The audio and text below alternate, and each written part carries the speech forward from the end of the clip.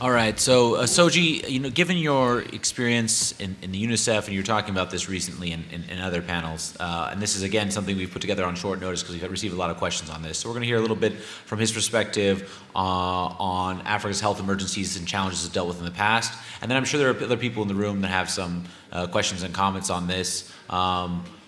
Issues. So Soji, why don't you start off by telling us a little bit more about your background? Obviously, you were talking a little bit about that earlier with what you did financially, and now that you're back in Nigeria, but before that, when you're working with the UN and some of your roles.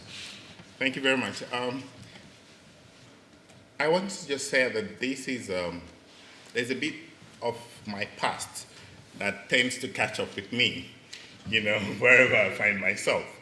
I used to work for the United Nations. In fact, I worked for 21 years with the United Nations. Of the 21 years, 15 out of that was spent with UNICEF. And it was not until I left that I worked for the pensions fund. While working for UNICEF, I was responsible for a bit of a portfolio. It was emergency response. And for emergency response, there are key issues such as we're facing, in the global parlance today, which is, infectious diseases. I worked in 3 different continents running emergency programs, and I was privileged to serve in difficult emergency terrain such as, the Indonesian tsunami and more health emergencies like the cholera in Haiti. And back home in Africa, I was privileged to work in Sierra Leone and in Liberia during the Ebola crisis. And what I would say is that in all of those years, the opportunities that I had to engage like this were quite enormous. The number of trainings also that I had were quite enormous, and so significant enough to be able to, anchor this conversation this morning. The truth is that infectious diseases, whether we like it or not, are going to be with us, forever. The more we discover, high tech in terms of being our scientists' ability to find out what microorganisms, which originally are meant for good, can do to us as, an imagined world, the more we will continue to find, issues such as coronavirus, Ebola, SARS, and the rest of them. When I was coming on the flight 2 days ago, there were some very, very funny, incidents. I came in through Dubai, and I flew Emirates from Abuja into Dubai, and I decided that I was just going to have that weekend to rest so that I could come into London this morning. But the funny thing was that I couldn't rest because as soon as I landed, there was a group of Chinese tourists that happened to land about the same time that I landed. And so the entire, wing of that airport has to be fumigated before we were asked to even disembark from our own aircraft. Now imagine we landed at about 4 a.m. in the morning. We were inside the aircraft. We were served the second round of breakfast inside the aircraft. And we were kept in the aircraft till about 11 a.m. when they were sure that, the airport has been disinfected. But guess what? None of us complained. Nobody complained inside the aircraft. Why? Because we were all anxious and afraid that it is better for them to keep us protected than to expose us. But guess what?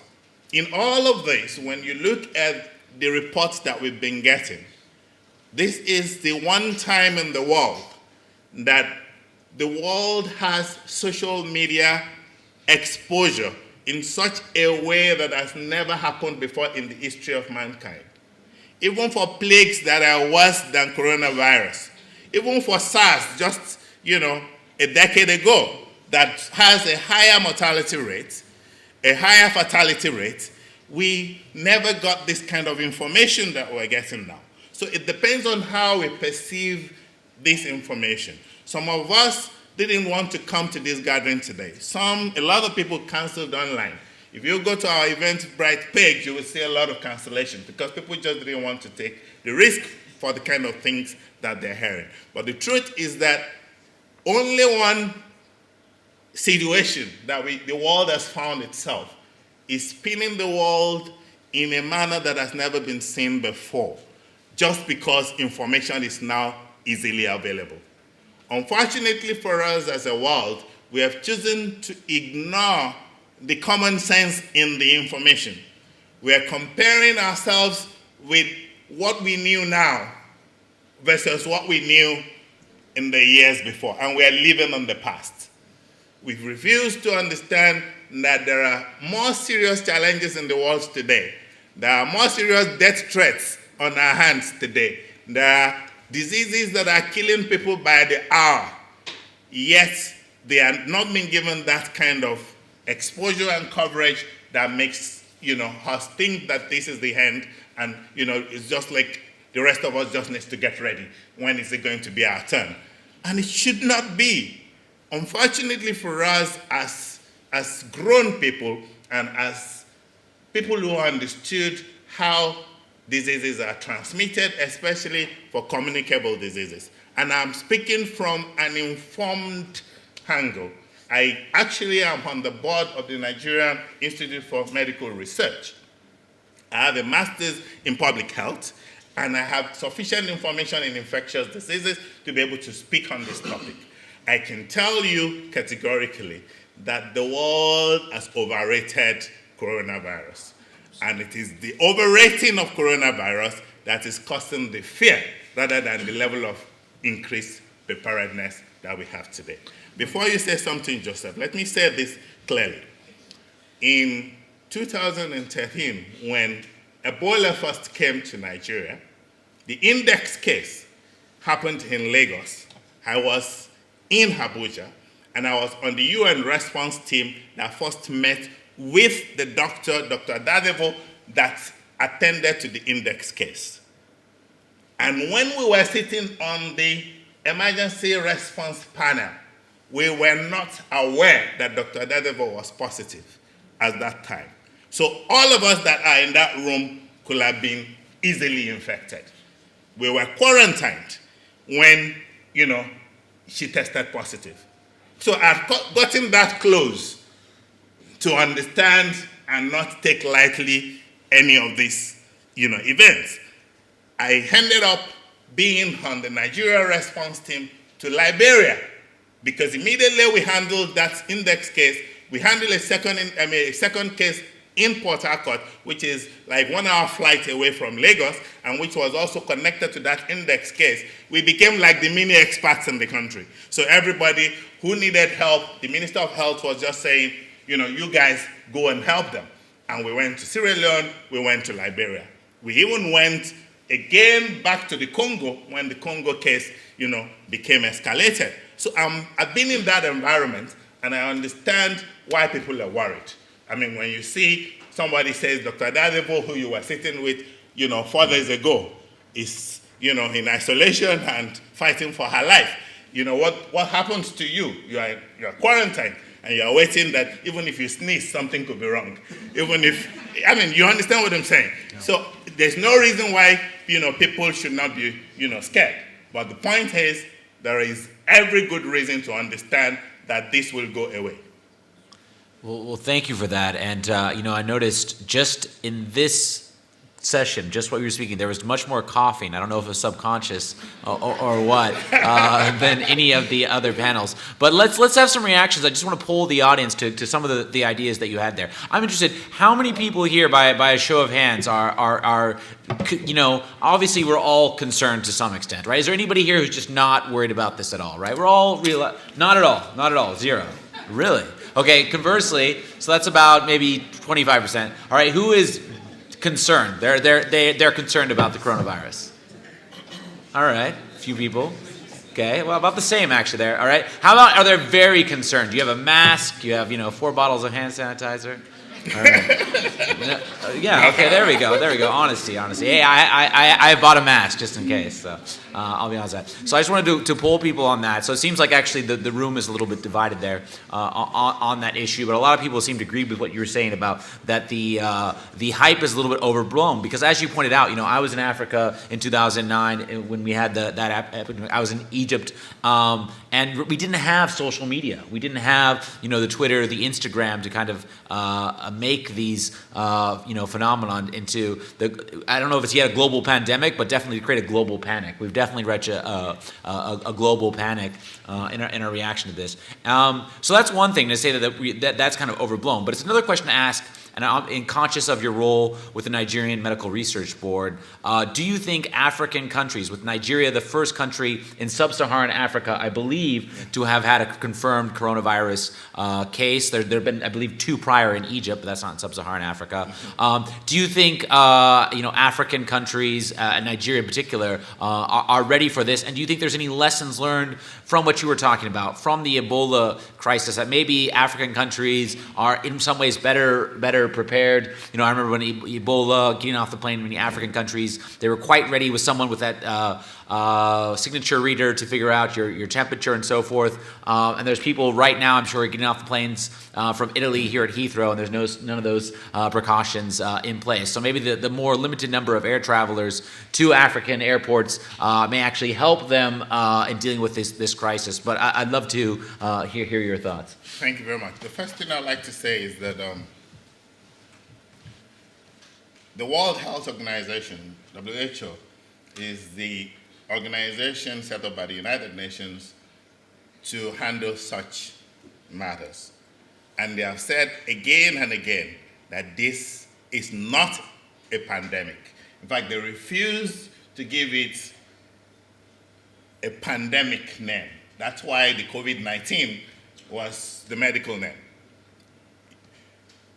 If they know that, and the reason they've done that is because in a pandemic, and I'm a certified pandemic preparedness expert, a pandemic situation is measured by what we call fatality rate. Fatality rate is the number of people that, if they contact the virus, would die as a result of the virus. In SARS, if you Google it, you would see that it has a 15% fatality rate. It simply means that if 100 people gets it, 15 may die. Coronavirus is less than 0.2. So for every 100 person, it's not even certain that one person can die from it. Yet, SARS didn't have the kind of exposure that social media has brought to COVID-19. Now, in terms of readiness, how many people here flew in from Africa to be part of this conference? More or less, no. Okay, so about 10% of the people in the room.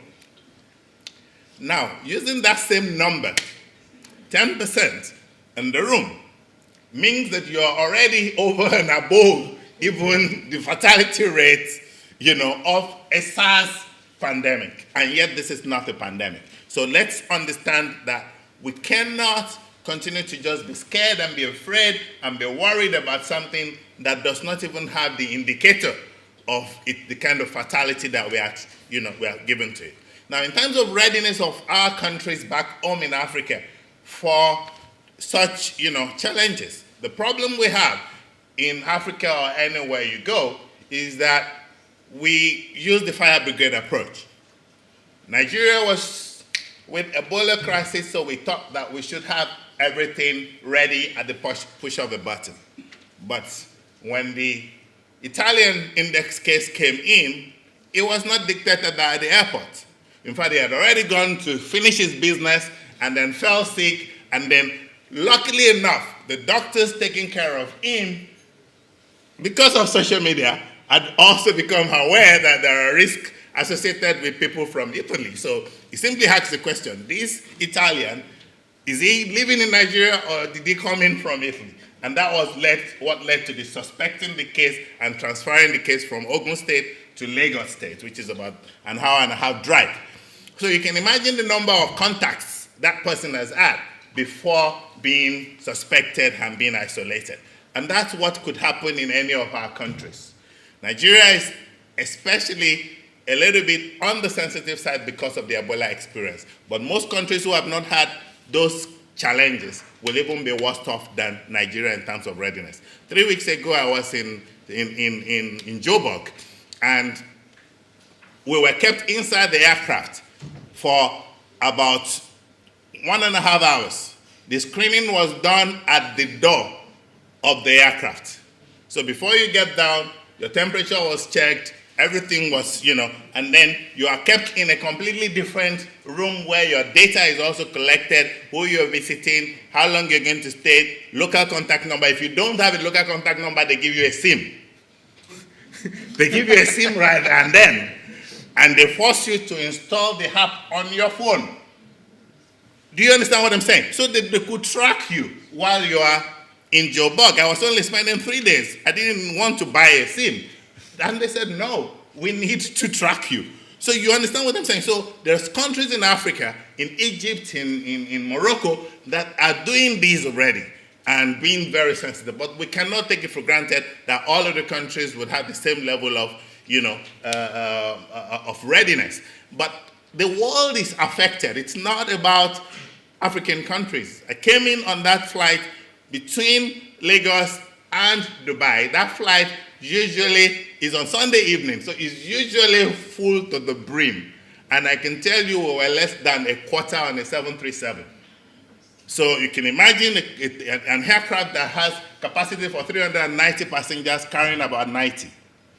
So definitely, if the airline operates like that continuously for another, 1 month, we will begin to have serious economic crisis in that particular route. I mean, I was still happy that the flight from Dubai to London Gatwick was full.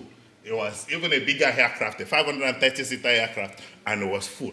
It simply means that you guys in the UK are still taking your vacations. And so you're not as paranoid as the people in Africa, trying to go on those routes. So the truth is that, this room is almost full, despite the cancellations that we had.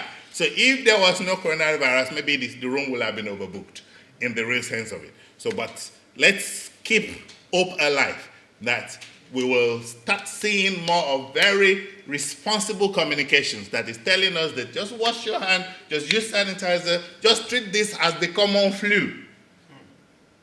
For now, do not get too worried about the risk because the fatality rate still remains extremely low. Even in Wahum, that was the highest place that it affected. The highest fatality they had was 1.8%. Reported. So we can't be sure that was it. But based on what was reported, if what was reported is true, it was 1.8%. Globally, it's 0.22%. So please, let us calm down and hope for the best. Well, thank you for that. And I just have one comment, and I think we'll take maybe 3 questions, and then we'll just move on from this panel. But one thing they're considering as this crisis grows is canceling the Summer Olympics this year in Tokyo. And that's not just going to be a loss to Japan and the economy there from loss of tourists. That's going to be a huge loss, I really think, and we're going to have a panel later in this conference tomorrow on sport for development. It's going to be a huge loss, really for Africa, because the Olympics serve as an important showcase, an important opportunity, as well to highlight some of the greatness of the continent. So that's going to be one of the missed opportunities there. But we have another panel, coming up soon. Let's just take a couple questions. If anyone has an informed comment, on this, and then we will take another break before our panel on finance. I think it's still on. Drained the battery a lot doing that, but there you go. Thank you very much, sir, for the insight you've shared. And just a question, maybe comment on a question. When I said I didn't, we asked, who didn't really bother about it or whatever, and I said that very clearly. Because why the Italian guy came to Nigeria to Lafarge, I brought in 2 Italians from Italy to Dangote. And they worked, and after some days, one of them was feeling sick, and it was fever. Clear fever, it was tested and everything. And so I just want to ask, sir, why is it that it's easy to spread this negative influence news, and then we have poor education of information? Because a lot of people, I flew in this morning from Lagos, and my wife always, do you have to go to this place? I said, if I will die, I will die. First of all, it's very clear. So it's not a matter of, but I am interested in coming to this summit. And go on Friday, I'm back to Lagos. So it's just to know, because it's very important. Today, flights are cancelled to Israel. So it's already happening. Yes. Routes are already being cancelled. Yes. So what is possible? So, social media, unfortunately, again, I live a life that is really not. I'm not on any social media. It's my world. That's also my trouble. And the less you know, the better for you. That's really, I'm a core African man. So, sir, what, with the level of involvement you've been, what are you people doing, both in the medical space, both in the public sector, to really try to get the right information out there? That's just my question. I'm sorry. I'm just going to differ a little bit. Yeah. I listened to you very carefully, and I know what you mean. And honestly, panics sorts nothing. But no one must play an ostrich, okay? You must look at facts and determine exactly how things should run. So I have listened to the analysis, and I think it's correct. I don't think corona is the worst form of virus we've seen in the world. The bird flu was worse, SARS, MERS, but we did not have 3-4 billion people on social media. Yesterday, Dow Jones returned its worst day since the financial crisis. Yes. And you're still telling me it's not an economic pandemic? Mm-hmm. I'm not talking. So what you're looking at is, this shouldn't be this. And I get that. I buy that. What I'm saying is, how is it starting to affect my pocket today, the economy all over the world? How are things starting to break down? That is the real pandemic. How are they reacting to it, even leaders in the world? Do you listen to the news? It's a 24-hour news cycle. And I listen all around the clock. And you listen to what they're saying. That is the real problem, and not corona itself. Now, because this is what you live it, this is part of the world we are in, then you must learn that anytime something happens, dealing with all the social media and the information circle is the problem. So whether you're worried or you're not worried, you are poorer today. Whether you're worried or not today, there's a lot of crisis happening in the financial market. And it will continue. So that is what I'm worried about, and not corona. And I think we should deal with that. All right, so we'll take one from Can I answer those two? Here's those two, and then we'll take two from the back, yeah. Okay, the first one.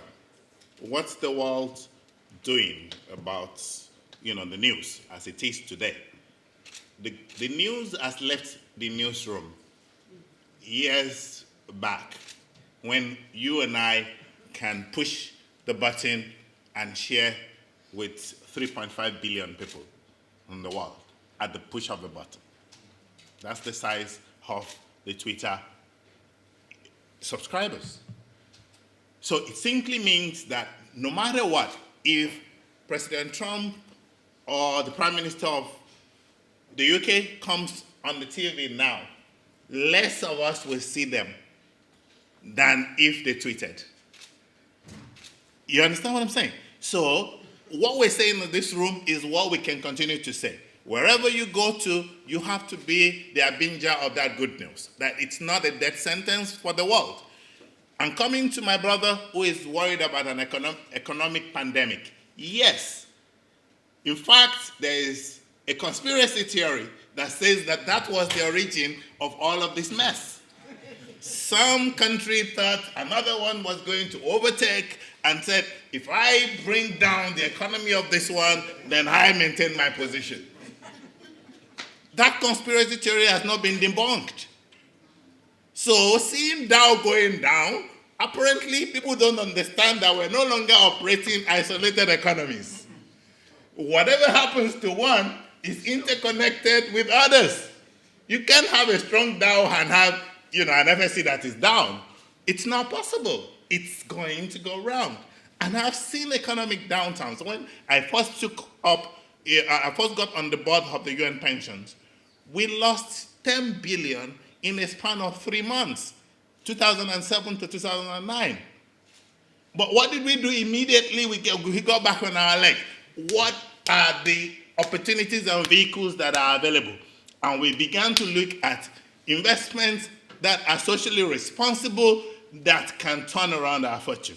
So each and every one of us, as much as we're afraid of the economic tsunami, we must begin to rethink the type of investment that will bring the kind of returns that will be local to you. You understand my point, my brother? There's a global and there's a local economy. When you drive your own local economy in such a way that there is cash returns into your pocket, it will stay local. You are poorer. You are not getting the drops from the global at that point, but the global will stabilize eventually. We've seen it cycle over and over and over. That's my position. Okay, I think we'll take one question from the back, and then we will adjourn so we can get ready for our next panel on finance. Thank you. There's a bit of a rumor going around that the virus cannot thrive in a hot climate. Do you have any view about that, please? Okay, that's a super short question, so we can take one more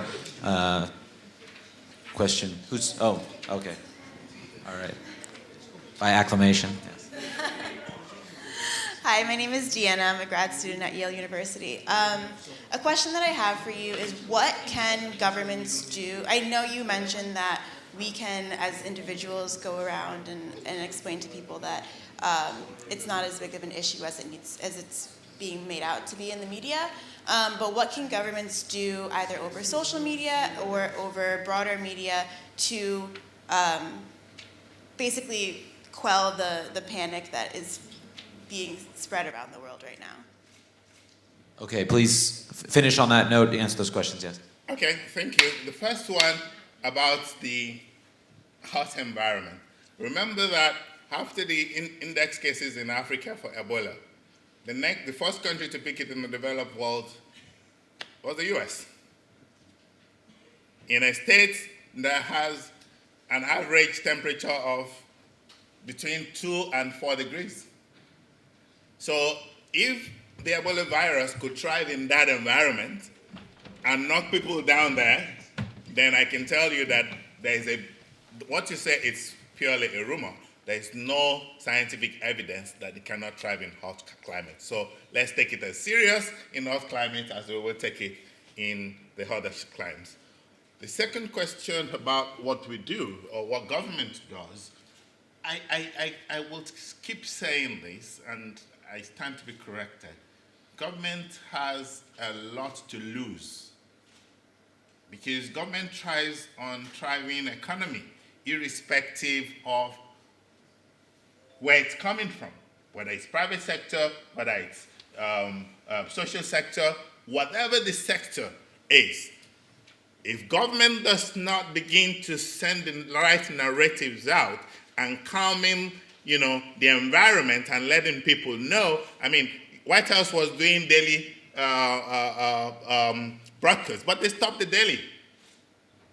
They're not doing daily briefing anymore because they suddenly realize that they are creating panic more than they are giving confidence. The fact that you have brought the director of Center for Disease Control and the national pandemic experts to discuss these issues does not solve the problem. The fact that you're still giving it, top priority in your news does not address the challenge. In fact, it increases the panic more than it will the intent of those conversations. So let us understand that all of us are responsible for sharing the good news that is not as bad as it looks. Thank you.